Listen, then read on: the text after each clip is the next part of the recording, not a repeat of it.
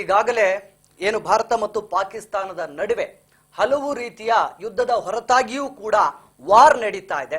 ಒಂದು ಕಡೆ ಮಿಸೈಲ್ಗಳ ಪರೀಕ್ಷೆ, ಯುದ್ಧಕ್ಕೆ ಯಾವುದೇ ಸಂದರ್ಭದಲ್ಲಿ ಬೇಕಾದ್ರೂ ಸರ್ವ ಸನ್ನದ್ಧ ಅನ್ನೋ ರೀತಿ ಎರಡೂ ರಾಷ್ಟ್ರಗಳು ಕೂಡ ತಾಲೀಮನ್ನ ನಡೆಸ್ತಾ ಇದ್ದಾವೆ ಸರ್. ಅದರ ಜೊತೆಗೆ ಒಂದಷ್ಟು ನಿರ್ಬಂಧಗಳನ್ನ ಭಾರತ ಮತ್ತಷ್ಟು ಕಠಿಣಪಡಿಸ್ತಾ ಹೋಗ್ತಾ ಇದೆ. ಇದರ ಅರ್ಥ ಏನಿರ್ಬೋದು ಸರ್? ಎಸ್ ವಿಜಯ್, ಅಂದ್ರೆ ಶಸ್ತ್ರಾಸ್ತ್ರಗಳನ್ನ ಬಳಕೆ ಮಾಡದೇನೆ ಯಾವುದೇ ಸಾವು ನೋವುಗಳಿಗೆ ಅವಕಾಶ ಕೊಡದೇನೆ ಈ ರೀತಿನೂ ಸಹ ನಾವು ಪಾಕಿಸ್ತಾನವನ್ನ ಕಟ್ಟಿ ಹಾಕ್ಬೋದು ಅಂತಕ್ಕಂಥದ್ದನ್ನ ಭಾರತ ಈಗ ತೋರಿಸ್ಕೊಡ್ತಾ ಇದೆ. ಇಲ್ಲಿ ಪ್ರಮುಖವಾಗಿ ಭಾರತ ರಾಜತಾಂತ್ರಿಕವಾಗಿ ಪಾಕಿಸ್ತಾನವನ್ನ ಅಣಿಯುವಂತಹ ಕೆಲಸವನ್ನ ಮಾಡ್ತಾ ಇದೆ ಅಂತ ಹೇಳ್ಬೇಕಾಗತ್ತೆ. ಇಲ್ಲಿ ಈಗಾಗಲೇ ಮೊದಲ ಹಂತದಲ್ಲಿ ನಾವು ಪಾಕಿಸ್ತಾನಿ ಪ್ರಜೆಗಳು ಭಾರತದಿಂದ ಹೋಗ್ಬೇಕು ಅಂತ ಹೇಳಿ ಗಡುವು ನೀಡಲಾಗಿತ್ತು. ಏನು ಏಪ್ರಿಲ್ 29ರ ಒಳಗೆ ಎಲ್ಲರೂ ಭಾರತವನ್ನ ಬಿಟ್ಟು ಪಾಕಿಸ್ತಾನ ಪ್ರಜೆಗಳು ಹೋದ್ರು. ಆ ನಂತರ ಅಟಾರಿ ಮತ್ತೆ ವಾಘಾ ಗಡಿಯನ್ನ ಬಂದ್ ಮಾಡಿದ್ರು. ಅಟಾರಿ ಮತ್ತು ವಾಘಾ ಗಡಿಯಲ್ಲಿ ಯಾವುದೇ ಸಂಚಾರವನ್ನ ನಿರ್ಬಂಧ ಇರಲಾಯಿತು. ಅದಾದ ನಂತರ ಭಾರತ ವಾಯು ಮಾರ್ಗವನ್ನ ಬಂದ್ ಮಾಡ್ತು. ಭಾಗವನ್ನ ಬಂದ್ ಮಾಡುವ ಮೂಲಕ ಅಲ್ಲಿ ಒಂದು ದೊಡ್ಡ ಪೆಟ್ಟನ್ನು ಕೊಡ್ತು. ಆರ್ಥಿಕ ಹೊಡೆತವನ್ನ ನೀಡುವಂತ ಕೆಲಸವನ್ನ ಭಾರತ ಮಾಡ್ತು. ಹಾಗೇನೆ ಸಿಂಧೂ ನದಿಯ ಒಪ್ಪಂದವನ್ನ ಅಮಾನತಿನಲ್ಲಿ ಇಡ್ತು. ಸಿಂಧೂ ನದಿಯ ಅಮಾನತು ಇಡುವ ಮೂಲಕ ಪಾಕಿಸ್ತಾನ ಇನ್ನೊಂದು ಹೆಜ್ಜೆ ಮುಂದೆ ಹೋಗಿ ನಾನು ಯುದ್ಧ ಒಪ್ಪಂದವನ್ನೇ ರದ್ದು ಮಾಡ್ತೇನೆ ಅಂತ ಹೇಳಿ ಯುದ್ಧ ಒಪ್ಪಂದವನ್ನೇ ರದ್ದು ಮಾಡ್ಕೊಂಡಿದ್ದನ್ನು ನಾವು ನೋಡ್ತೀವಿ. ಇದಾದ ನಂತರ ಈಗ ಭಾರತ ಮತ್ತೊಂದು ಹೆಜ್ಜೆ ಮುಂದೆ ಹೋಗಿ ಪಾಕಿಸ್ತಾನಕ್ಕೆ ಯಾವುದೇ ರೀತಿಯ ರಫ್ತು ಆಗ್ಲಿ ಅಥವಾ ಪಾಕಿಸ್ತಾನದಿಂದ ಆಮದು ಮಾಡ್ಕೊಳ್ಳೋದಾಗ್ಲಿ ಮಾಡುದಿಲ್ಲ. ಅದರ ಜೊತೆಗೆ ಏನು ನಾವು ಜಲಮಾರ್ಗದಲ್ಲಿ ವ್ಯಾಪಾರ ವಹಿವಾಟು ನಡೆಸ್ತೀವಿ ಅದಕ್ಕೆಲ್ಲವನ್ನ ನಿರ್ಬಂಧ ಇರಲಾಗಿದೆ. ನಮ್ಮ ದೇಶದ ಬಂದರುಗಳಿಗೆ ಪಾಕಿಸ್ತಾನದ ಹಡಗುಗಳನ್ನ ನಿರ್ಬಂಧಿಸಲಾಗಿದೆ. ಜೊತೆಗೆ ಭಾರತದ ಹಡಗುಗಳು ಸಹ ಪಾಕಿಸ್ತಾನದ ಬಂದರುಗಳಿಗೆ ಹೋಗದಂತೆ ಅಲ್ಲಿ ತಡೆ ಹಿಡಿಯಲಾಗಿದೆ. ಅಂದ್ರೆ ಒಟ್ಟಾರೆಯಾಗಿ ರಾಜತಾಂತ್ರಿಕವಾಗಿ ಯಾವೆಲ್ಲ ಕ್ರಮಗಳನ್ನ ಕೈಗೊಂಡು ಪಾಕಿಸ್ತಾನದವನ್ನ ಕೈ ಕಟ್ಟಾಕ್ಬೋದೋ ಆ ಎಲ್ಲಾ ರೀತಿಯ ತಂತ್ರಗಾರಿಕೆಯನ್ನ ಭಾರತ ಮಾಡಿದೆ. ಅಂದ್ರೆ ವಿಶ್ವ ಮಟ್ಟದಲ್ಲಿ ಭಾರತ ಹಿಂಸೆಯನ್ನ ಯಾವುದೇ ರೀತಿಯ ಕಾರಣಕ್ಕೂ ಮಾಡುವುದಿಲ್ಲ, ಹಿಂಸಾವಾದವನ್ನ ವಿರೋಧಿಸುತ್ತೆ ಅಂತಕ್ಕಂಥದ್ದನ್ನ ಈಗಾಗಲೇ ಅದು ಜಗಜಾಹಿರು ಮಾಡಿದೆ. ಅಂದ್ರೆ ಹಿಂಸಾ ಪ್ರವೃತ್ತಿಯನ್ನು ಹೊಂದಿರತಕ್ಕಂಥ ಪಾಕ್ಗೆ ನಾವು ಅಹಿಂಸಾ ಮಾರ್ಗವಾಗಿ ಈ ರೀತಿ ಎಲ್ಲ ಕ್ರಮಗಳನ್ನು ಕೈಗೊಳ್ಳುವ ಮೂಲಕ ನಾವು ಅವರನ್ನ ಒಂದು ರೀತಿಯಲ್ಲಿ ಅತಂತ್ರ ಸ್ಥಿತಿಗೆ ತಳ್ತೀವಿ ಅಂತಕ್ಕಂಥದ್ದನ್ನ ಒಂದು ತಂತ್ರಗಾರಿಕೆಯನ್ನ ಭಾರತ ಮಾಡಿದೆ. ಈಗ ಯಾವುದೇ ದೇಶ ಈಗ ಬಾಯಿ ಬಿಡುವಂಗಿಲ್ಲ. ಈಗ ನೀವು ಯುದ್ಧ ಮಾಡ್ತಾ ಇದ್ದೀರಿ, ಮಾನವ ನಾಗರಿಕರು ಸತ್ರು ಅಥವಾ ಯುದ್ಧ ಮಾಡ್ತಾ ಇದ್ದೀರಿ, ಇದರಿಂದ ಸಾವು ನೋವುಗಳು ನಷ್ಟ ಸಂಭವಿಸ್ತದೆ, ಆಸ್ತಿ ಪಾಸ್ತಿ ನಷ್ಟ ಸಂಭವಿಸ್ತು ಅಂತ ಹೇಳಿ ಯಾವುದೇ ದೇಶವೂ ಸಹ ಬಾಯಿ ಬಿಡುವಂಗಿಲ್ಲ. ಈಗ ಅಂದ್ರೆ ವಿಶ್ವದ ಯಾವುದೇ ರಾಷ್ಟ್ರ ನಿರೀಕ್ಷಿಸಿದಂತಹ ಕ್ರಮಗಳನ್ನ ಭಾರತ ಕೈಗೊಳ್ತಾ ಇದೆ. ಅಂದ್ರೆ ಭಾರತ ಕೈಗೊಳ್ತಾ ಇರತಕ್ಕಂಥ ಕ್ರಮ ಒಂದು ಪ್ರಬುದ್ಧವಾದಂತಹ ಕ್ರಮಗಳಾಗಿದೆ. ಯಾವುದೂ ಸಹ ಒಂದು ರೀತಿಯಲ್ಲಿ ನಾವು ಚೈಲ್ಡಿಸ್ ತರ ನಿರ್ಧಾರಗಳನ್ನು ಕೈಗೊಂಡು ಚೈಲ್ಡಿಸ್ ತರ ಬಿಹೇವಿಯರ್ ಮಾಡಿ ವಿಶ್ವದಲ್ಲಿ ನಾವು ಬೆತ್ತಲಾಗುದಿಲ್ಲ. ನಾವು ವಿಶ್ವದ ರಾಷ್ಟ್ರಗಳ ಗಮನವನ್ನ ನಾವು ಸೆಳಿಬೇಕಾಗಿದೆ, ಪಾಕಿಸ್ತಾನವನ್ನ ಏಕಾಂಗಿಯಾಗಿ ಮಾಡಬೇಕಾಗಿದೆ ಅನ್ನೋ ನಿಟ್ಟಿನಲ್ಲಿ ತಂತ್ರಗಾರಿಕೆಯನ್ನ ಮಾಡಿ ಈ ಎಲ್ಲಾ ಒಂದು ರಾಜತಾಂತ್ರಿಕ ಕ್ರಮಗಳನ್ನ ಕೈಗೊಂಡ್ರು. ಈಗ ಭಾರತದಲ್ಲಿದ್ದಂತಹ ಪಾಕಿಸ್ತಾನದ ರಾಜತಾಂತ್ರಿಕರನ್ನ ಪಾಕಿಸ್ತಾನಕ್ಕೆ ಕಳಿಸ್ರು, ಪಾಕಿಸ್ತಾನದಲ್ಲಿದ್ದಂತಹ ಭಾರತೀಯ ರಾಜತಾಂತ್ರಿಕರನ್ನ ಮತ್ತೆ ನಾವು ವಾಪಸ್ ಕರೆಸ್ಕೊಂಡ್ರು. ಇವೆಲ್ಲವೂ ಸಹ ಒಂದು ರೀತಿಯಲ್ಲಿ ಯುದ್ಧಕ್ಕೆ ಸಮಾನವಾದಂತಹ ಕ್ರಮಗಳಿವೆಲ್ಲ.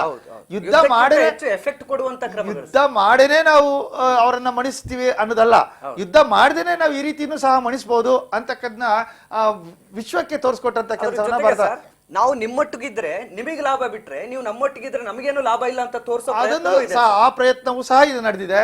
ಹೀಗಾಗಿ ಪಾಕಿಸ್ತಾನ ಈಗ ವಿಲವಿಲ ಒದ್ದಾಡುವಂತ ಪರಿಸ್ಥಿತಿ ನಿರ್ಮಾಣ ಆಗಿದೆ.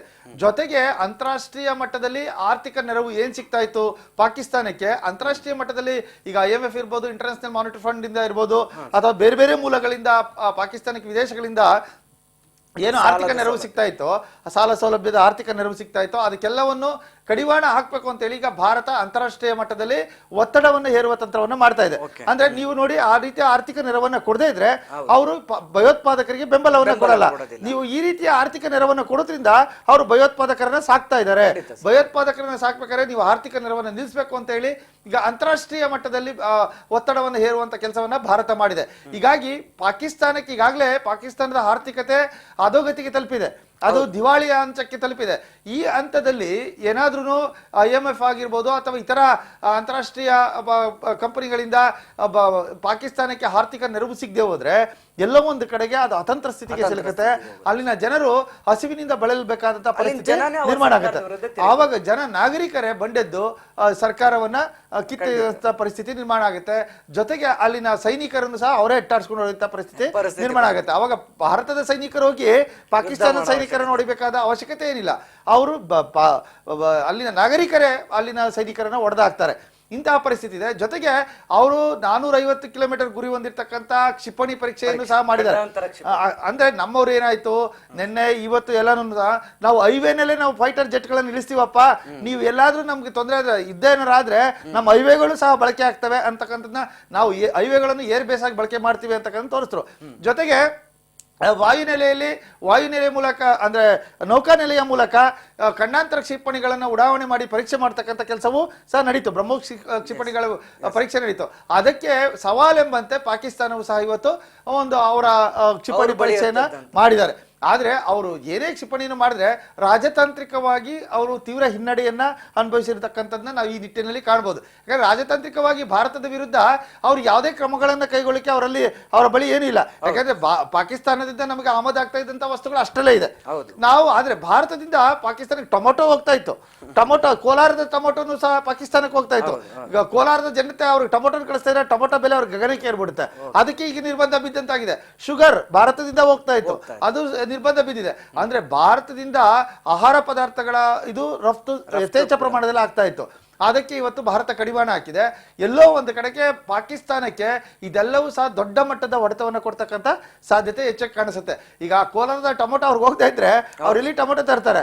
ಅವ್ರಿಗೆ ಫಸ್ಟ್ ಆಫ್ ಆಲ್ ಈ ದೇಶಕ್ಕೆ ಬಹಳ ಹತ್ತಿರದಲ್ಲಿರೋದು ನಾವು ಒಂದೇ ಏನಾದ್ರೂ ಒಂದು ರಫ್ತು ಮಾಡಬೇಕು ಅಂತಂದ್ರೆ, ಬೇರೆ ದೇಶಗಳ ವಲಸೆ ಹೋಗ್ಬೇಕು ಅಂದ್ರೆ ಅವ್ರ ಸುತ್ತಮುತ್ತ ಇರೋರು ಎಲ್ಲರ ಕಡೆನೂ ಅವ್ರಿಗೆ ಸರಿಯಾದ ವ್ಯಾಪಾರ ವಹಿವಾಟಿನ ಒಪ್ಪಂದಗಳಿಲ್ಲ. ಖಂಡಿತ ದೂರ ಹೋಗ್ಬೇಕು. ಅಂದ್ರೆ ಇನ್ನೊಂದು ಸುತ್ತಮುತ್ತಲ ಇರೋ ರಾಷ್ಟ್ರಗಳಲ್ಲಿ ಅವ್ರೇನ್ ದೊಡ್ಡ ಮಟ್ಟದಲ್ಲಿ ಆಹಾರ ಪದಾರ್ಥಗಳನ್ನು ಬೆಳೆದಾಗ್ಲಿ ಅಥವಾ ತರಕಾರಿಗಳನ್ನು ಬೆಳೆದಾಗ್ಲಿ ಆತರ ನಿಮ್ಗೆ ಆಹಾರ ಪದಾರ್ಥಗಳ ಬಗ್ಗೆ ಬೇರೆ ಅಕ್ಕಪಕ್ಕದ ರಾಷ್ಟ್ರಗಳಿಂದ ಏನಿಲ್ಲ. ಚೀನಾದಿಂದ ಹೋಗ್ಬೇಕು ಅವ್ರಿಗೆ. ಚೀನಾದಿಂದ ಬಳಕೆ ಮಾಡಿ ಹೋಗುತ್ತೆ, ಸುತ್ತಿ ಬಳಸಿ ಹೋಗುತ್ತೆ, ರೇಟ್ ಜಾಸ್ತಿ ಆಗುತ್ತೆ ಅವ್ರಿಗೆ. ಅವಾಗ ಸಮಸ್ಯೆ ಅವ್ರಿಗೆ ಎದುರಾಗುತ್ತೆ. ಹತ್ರದಲ್ಲಿ ಇರ್ತಕ್ಕಂಥ ಪ್ರದೇಶದಿಂದ ತಗೊಳ್ಳೋದಕ್ಕೂ ಸುತ್ತಿ ಬಳಸಿ ಬಂದು ತಗೊಳೋದಕ್ಕೆ ಈಗ ₹1 ಇರೋದು ₹4 ಆಗುತ್ತೆ. ಅವಾಗ ನಾಗರಿಕರು ರೊಚ್ಚಿಗೆದ್ದೇಳ್ತಾರೆ. ನಾಗರಿಕರು ರೊಚ್ಚಿಗೆದ್ದಾಗ ಏನಾಗುತ್ತೆ, ಸರ್ಕಾರ ಆಟೋಮೆಟಿಕ್ ಆಗಿ ಸರೆಂಡರ್ ಆಗ್ಬೇಕಾಗುತ್ತೆ.